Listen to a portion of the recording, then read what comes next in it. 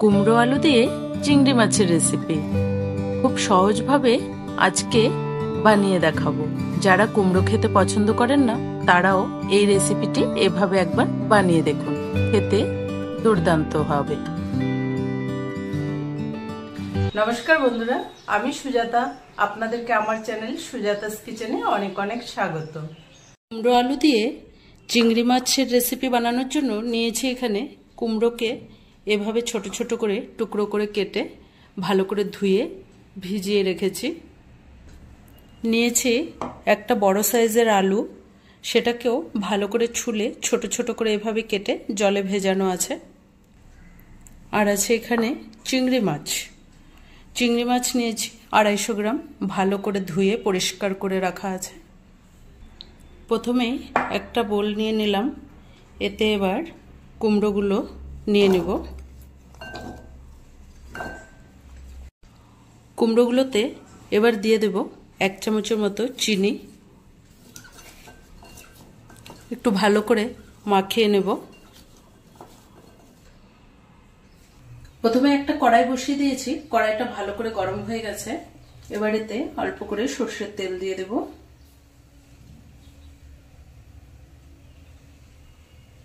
তেলটা ভালো করে গরম হয়ে গেছে, এখানে অল্প করে নুন দিয়ে দিলাম, দিয়ে দেবো সামান্য অল্প করে হলুদ।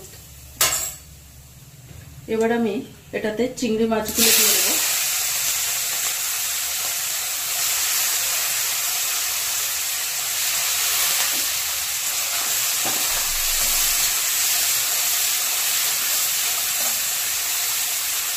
মাছটাকে ভালো করে ভেজে নেব। মাছটা ভালো করে ভেজে নিয়েছি, এভাবে লাল লাল করে ভেজে উঠিয়ে নেব।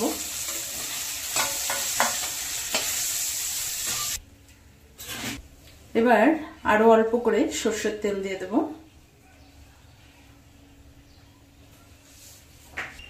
তেলটা ভালো করে গরম হয়ে গেছে, এতে আমি 2টো শুকনো লঙ্কা দিলাম, দিয়ে দেব অল্প করে কালো জিরে ফোড়ন।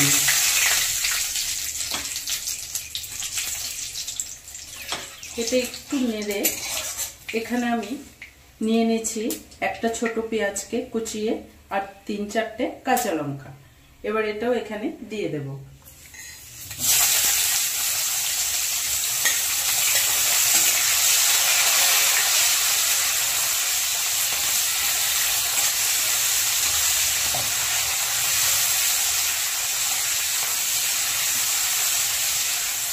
পেঁয়াজটাকে একটু হালকা কালার আসা পর্যন্ত একটু ভেজে নিতে হবে।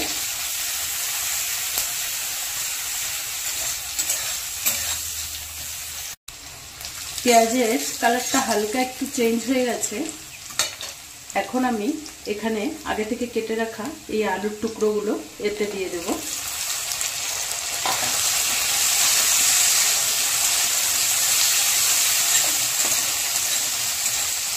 এবার আলুটা আধা সেদ্ধ হয়ে যাওয়া পর্যন্ত একটু ঢেকে ঢেকে কষে নিতে হবে।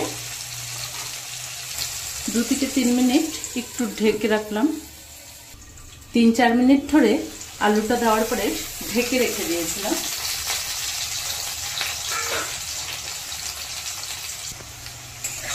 এবার আমি এটা কিছুক্ষণ নাড়াও হয়ে গেছে, সুন্দর একটা কালার এসেছে আর আলুটা অল্প সেদ্ধও হয়ে গেছে।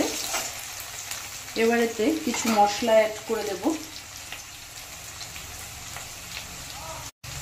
দিয়ে দেব 1 চামচ আদা রসুন বাটা।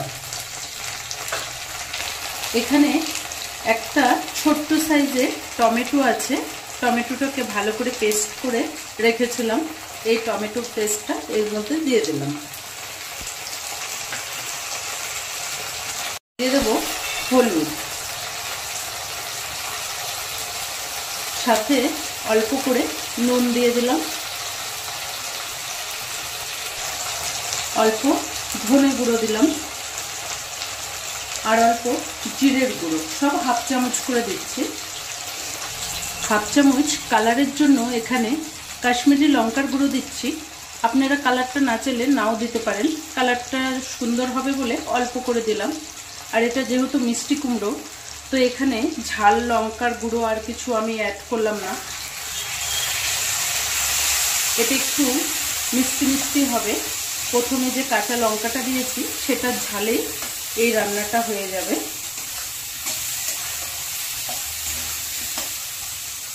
এবার এতে অল্প করে মশলার বাটি ধুয়ে জলটা দিচ্ছি যেন মশলাটা পুড়ে না যায়। মশলাটাকে এবার সুন্দর মতো কষে নেব, যতক্ষণ না মশলা থেকে তেলটা ছড়ে আসছে আমি ভালো করে এটা কষে নেব। 2-3 মিনিট আবার একটু ঢেকে রাখছি। কিছুক্ষণ ঢেকে রেখেছিলাম 2 থেকে 3 মিনিট।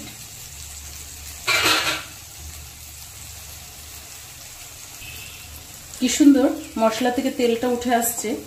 এই সময় আমি মিষ্টি কুমড়োটা দিয়ে দেব। কুমড়োটা আমি পরে দিলাম, আগে দিলে কুমড়োটা তাড়াতাড়ি গলে যেত।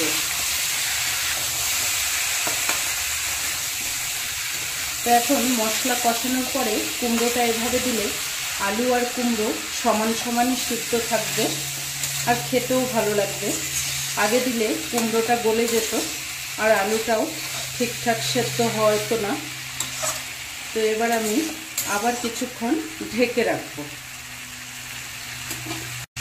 আবার আমি 2-3 মিনিট ঢেকে দিলাম। কুমড়োটা দেওয়ার পরে কিছুক্ষণ ঢেকে রেখেছিলাম, তো ঢেকে ঢেকে ভালো করে কষে নিয়েছি। তো এভাবে যে কোনো রান্না কিছুক্ষণ একটু ঢেকে ঢেকে কষে রান্নাটা করলে রান্নাটার টেস্ট হয় ভালো।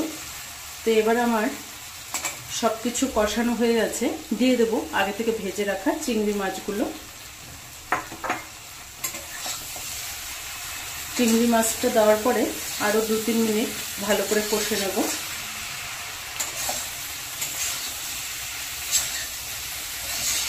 কুমড়ো যারা পছন্দ করেন এই রান্নাটা এভাবে করলে খেতে খুব ভালো লাগবে, খুব টেস্ট হয়।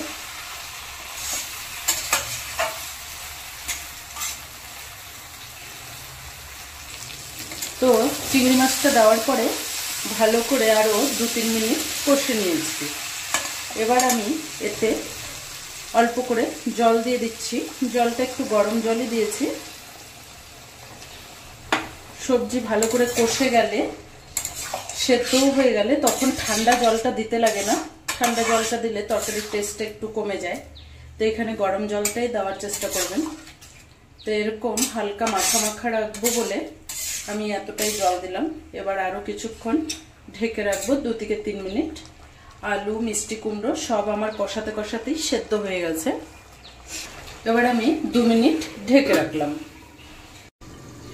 কিছুক্ষণ ঢেকে রেখেছিলাম, দেখুন কি সুন্দর সব একসাথে সেদ্ধও হয়ে গেছে আর রান্নাটা আমাদের একদম রেডি। এই সময় ধনেপাতা থাকলে ধনেপাতা দিয়ে দিলে ফ্লেভারটা আরও বেশি টেস্ট হবে আর একটা সুন্দর গন্ধও আসবে, কিন্তু আজকে ধনেপাতা নাই বলে আমি দিতে পারলাম না। তো রান্নাটা আমাদের একদম রেডি। এবার আমি ঢেলে দেখাচ্ছি।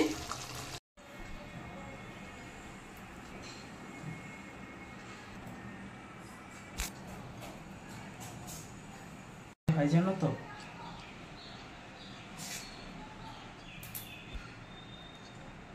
এই কুমড়ো আলু চিংড়ি মাছের রেসিপিটা আপনাদের কেমন লাগলো কমেন্ট করে জানাবেন। ভালো লাগলে চ্যানেলটাকে লাইক শেয়ার সাবস্ক্রাইব করে দেবেন। ধন্যবাদ।